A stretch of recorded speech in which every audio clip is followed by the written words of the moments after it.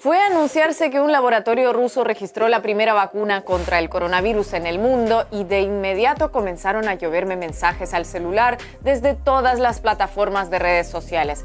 Es cierto, es así como dicen, es segura, es eficaz. ¿Cómo la hicieron tan rápido? ¿Cuándo estará disponible en otros países? Además de, por supuesto, los consabidos, ni atada me pongo una vacuna rusa, eso es propaganda del Kremlin y ¿por qué no te la inyectas tú si tan buena es?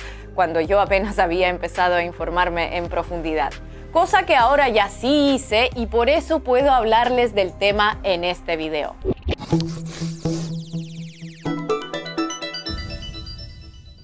Después de un par de semanas de cierta incertidumbre y expectativa, el laboratorio ruso Gamaleya registró la primera vacuna contra el coronavirus del mundo que llamaron Sputnik en honor al primer satélite soviético.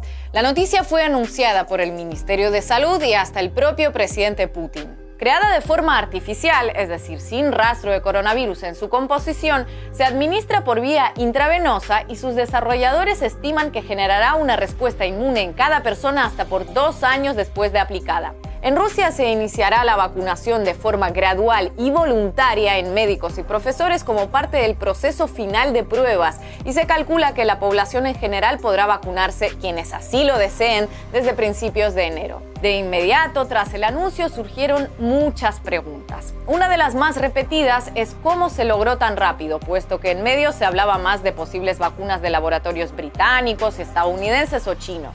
Según explican los desarrolladores de Sputnik, el laboratorio había creado una vacuna contra el ébola en 2016, cuyas características sirvieron de plataforma para la nueva. Además, este año llevaban a cabo las pruebas finales de una vacuna en la que trabajan desde 2017 contra el MERS, una enfermedad respiratoria causada por otro tipo de coronavirus. Así, cuando surge el nuevo coronavirus, el laboratorio ya estaba inmerso en 2 trabajos que, complementados, servían como base para encontrar una inmunización contra el COVID-19 en un lapso relativamente breve. De hecho, en Gamaleya afirman que comenzaron a trabajar en una vacuna contra el nuevo coronavirus incluso algo antes de que la OMS declarara la epidemia como pandemia. También surgieron dudas sobre el registro del compuesto, es decir, sobre el visto bueno oficial de las autoridades sanitarias sin que hubiera completado las 3 fases de prueba que se acostumbran para esos casos, que requieren miles de voluntarios. La legislación rusa contempla una certificación temprana en condiciones estrictamente controladas, justamente en situaciones de pandemia.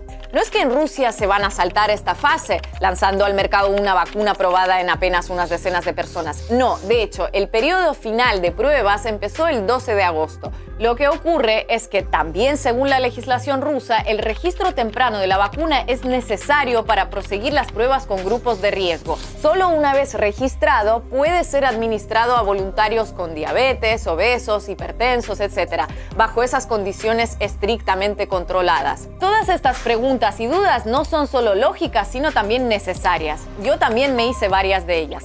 Lo raro no es dudar, de hecho lo raro sería no dudar, más en una situación casi inédita como la que nos trajo el COVID-19, de incertidumbres y miedos. Pero donde hemos visto pocas dudas es paradójicamente en la cobertura de los grandes medios que desde el primer minuto solo mostraron certezas. Que la nueva vacuna es riesgosa, que no sirve, que es insegura, que fue robada. Todo un aire de desconfianza y descrédito que, como veremos, tiene mucha más base geopolítica que científica. A vaccine so quickly and from a country notorious for propaganda and deception. The speed at which the vaccine has been approved has triggered alarm from foreign health officials. De momento la vacuna se ha saltado la 3ª fase de ensayos masivos. They say they've done phase 1 and phase 2, and they're just going to start injecting people with this, right? ¿Qué riesgos puede implicar el hecho de que se empiece a suministrar esta vacuna si no es del todo segura? Lo que sí se sabe es que Rusia ha presionado fuertemente a sus científicos y que aquí se han dado prácticas muy poco heterodoxas. Y es que hace nada Estados Unidos, Canadá y Reino Unido acusaron a espías vinculados a Moscú de piratear instituciones internacionales para robar la información sobre la vacuna. Who knows what this Russia news is, whether or not it's true or not? It'd be kind of a big lie.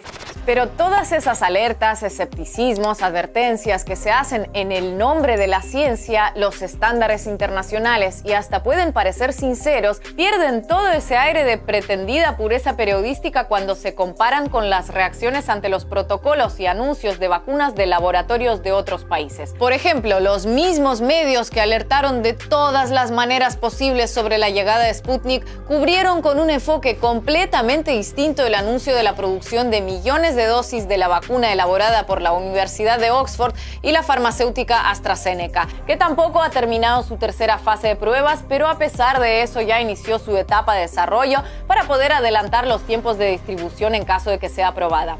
Al igual que la rusa, no se producirá en masa hasta concluirla satisfactoriamente. ¿Que los rusos aceleran procesos en medio de una pandemia? Juegan con la salud de la gente. ¿Que los laboratorios británicos hacen lo mismo? Eficiencia por el bien de todos. En ese caso, además, ningún gran medio habla de la vacuna de Boris Johnson, como sí se hace en el caso ruso con la vacuna de Putin, como si la hubiera diseñado él personalmente mientras cabalgaba un oso. Estereotipos ridículos que darían risa si no fuera porque vienen de los mismos medios y profesionales que se permiten dar lecciones éticas y periodísticas a los demás. Muchas de las acusaciones contra la vacuna rusa se basan en preconceptos surgidos de la Guerra Fría.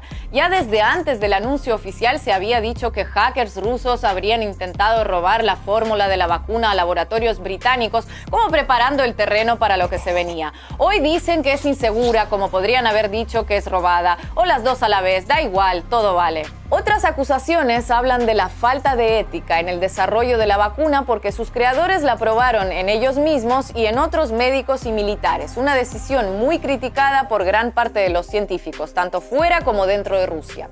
Si bien es difícil quitarles la razón a los que piensan así, no es menos cierto que también es una práctica que forma parte de la tradición científica rusa y que en este país se ha empleado de forma reiterada, permitiendo además avances reseñables.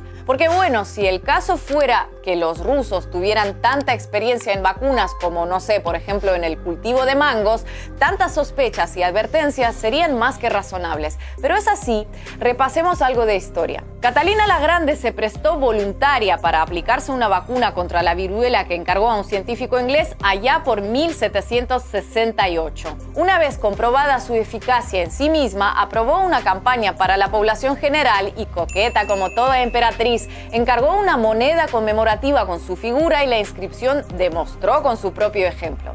Mientras tanto, en Francia, Luis XV se negó a seguir el mismo procedimiento y falleció de la enfermedad. Al enterarse, la zarina no pudo reprimir un comentario despectivo sobre el nivel cultural de su infortunado par francés, aunque medalla conmemorativa por su muerte no consta que encargara, eso sí. El médico ruso Vladimir Havkin elaboró las primeras vacunas mundiales contra la peste y el cólera a finales del siglo XIX. Ambas vacunas se las inyectó primero a sí mismo para comprobar y demostrar que eran seguras. La del cólera fue un éxito inmediato y la de la peste redujo su mortalidad 10 veces. Médicos soviéticos la mejoraron recurriendo a la streptomicina y la peste quedó prácticamente erradicada del mundo hacia 1950. A finales de esa década, el médico polaco-estadounidense Albert Sabin elaboró una vacuna de virus vivos contra la polio, pero ante las dudas de Estados Unidos sobre su seguridad y eficacia, el científico entregó las cepas a la URSS, donde los especialistas Anatoly Smorodintsev y Mikhail Chumakov las probaron en ellos mismos, en sus hijos y nietos y en los nietos de amigos. Entre 1959 y 1961, 90 millones de niños y adolescentes fueron vacunados en la Unión Soviética, que se convirtió en el primer país en erradicarla. En 1967, la Asamblea de la Organización Mundial de la Salud aprobó por fin y por estrecho margen un plan definitivo de erradicación mundial de la viruela elaborado por médicos soviéticos casi 10 años antes. Tras muchas dudas al inicio, finalmente Estados Unidos se decidió a participar en el plan y la colaboración entre ambas superpotencias logró barrer la viruela de la faz de la Tierra. Claro, eran otros tiempos, de Guerra Fría. Es decir, no solo Rusia tiene un historial de científicos que inventaron, desarrollaron, mejoraron o promovieron vacunas, sino que forma parte de la tradición científica rusa el probar las vacunas en sí mismos antes que en los demás. La vacuna de Gamaleya tiene de momento limitaciones de edad. Solo puede ser administrada a gente de entre 18 y 60 años. No puede aplicarse a embarazadas o mujeres en periodo de lactancia porque aún no se estudió su seguridad en ese grupo. En cuanto a los efectos adversos, los voluntarios han registrado dolores, hinchazón y picor en el lugar de la inyección. Otros reportaron debilidad general, aumento de temperatura, pérdida de apetito, jaqueca, diarrea, congestión nasal y malestar en la garganta. Según sus creadores, es normal que cause esos síntomas similares a los de una gripe. Esto se debe a la propia lógica de su fórmula, que se basa en los adenovirus, que son los que causan enfermedades respiratorias leves en humanos. Lo que hacen los científicos es primero anular la capacidad reproductiva del adenovirus, eliminando los genes responsables de esa función. Así, el virus inoculado se convierte en un mero transporte o vector sin capacidad de reproducirse, que es la clave de los virus para causar una infección. ¿Cómo entonces un adenovirus castrado puede generar inmunidad ante el nuevo coronavirus, que es otro tipo de virus? Pues porque en lugar de esos genes que se le retiraron, se introduce una cadena de proteínas sintetizada igual a la que lleva en su interior el nuevo coronavirus, pero que por sí misma no es la responsable de la infección. De esta manera, nuestro sistema inmune localiza al invasor, un adenovirus, y al ir este cargado con una tarjeta de visita como la que lleva el nuevo coronavirus, aunque sin sus efectos infecciosos, aprende también a reconocer a ese intruso hasta entonces desconocido. Si después de la vacunación nuestro organismo se expone al nuevo coronavirus real, de inmediato lo identifica y anula gracias a la experiencia adquirida con la vacuna. Es decir, se genera una respuesta inmune. Esta técnica, por cierto, es la misma que están usando otros laboratorios y no es nueva. Gamaleya partió con la ventaja de que el nuevo coronavirus apareció justo cuando estaban ya muy avanzados con su trabajo para la vacuna contra el síndrome respiratorio de Oriente Medio. Solo eso. Ajá, Ina. Ajá, muy interesante todo lo que cuentas, muy científico y todo, pero ¿es eficaz o no? ¿Es segura o no? Pues en este video he tratado de traerles todos los elementos, no solo una parte, para que se respondan. Concluyen que sí lo es, adelante. Que no, perfecto. Pero no quiero caer en el infantilismo de, como muchos medios se apresuran en decir que la vacuna Sputnik es mala, entonces yo voy a apresurarme en decir que es buena, porque sería rebajarme a su mismo nivel. Allá cada quien con su código ético y su nivel argumentativo. Periodísticamente hablando, sería muy irresponsable de mi parte dar una respuesta rotunda, tanto afirmativa como negativa, a preguntas del ámbito científico. No solo sobre la vacuna rusa, sino sobre la británica, la china, la estadounidense o la que sea. Pero por lo visto, algunos sí creen tener todas las respuestas sobre el tema, y no basándose en el qué ni el cómo, sino sobre todo en el de dónde.